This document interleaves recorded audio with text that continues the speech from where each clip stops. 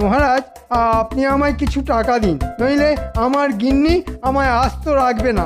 না না না, ওসব টাকা পয়সা আমি দিতে পারবো না। সামনে জগন্নাথ দেবের রথযাত্রা, অনেক খরচা আছে। তোমায় এখন অতিরিক্ত টাকা আমি কিছুতেই দিতে পারবো না। মহারাজ, মানুষের মধ্যেই তো জগন্নাথ দেব ভগবান বিরাজ করেন। আমার মতো একটা জলজ্যান্ত মানুষরূপী ভগবানকে খালি হাতে ফিরিয়ে দেবেন মহারাজ?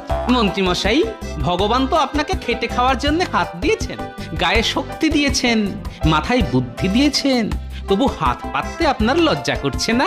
তুমি ফোড়ন কাটা বন্ধ করো গোপাল। মহারাজ, আমার বউ নতুন শাড়ি না পেলে খুব রেগে যাবে। আপনি একটু আমার দিকটা দেখুন। দূর ছাতা, আমার মাথা খেও না তো, চুপচাপ থাকো আর নইলে বিদে হও।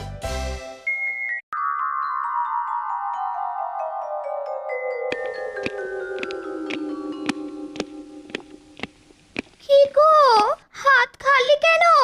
বাজার কোথায়? বাজার কিভাবে আনবো গিন্নি? টাকাই তো নেই।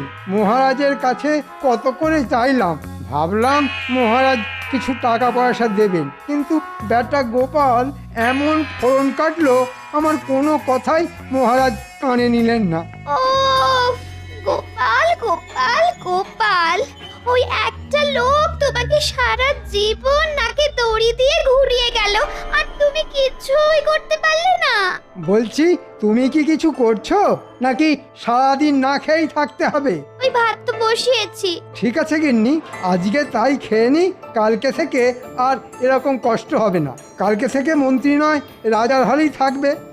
হঠাৎ করে তোমার কি হলো গো? কোনো গুপ্তধনের কথা মাথায় এলো নাকি? সেসব তুমি কালকেই জানতে পারবে। আমি হলাম এ রাজ্যের মন্ত্রী, মাথার পোকা নড়লে পরে হয়ে উঠি ষড়যন্ত্রী।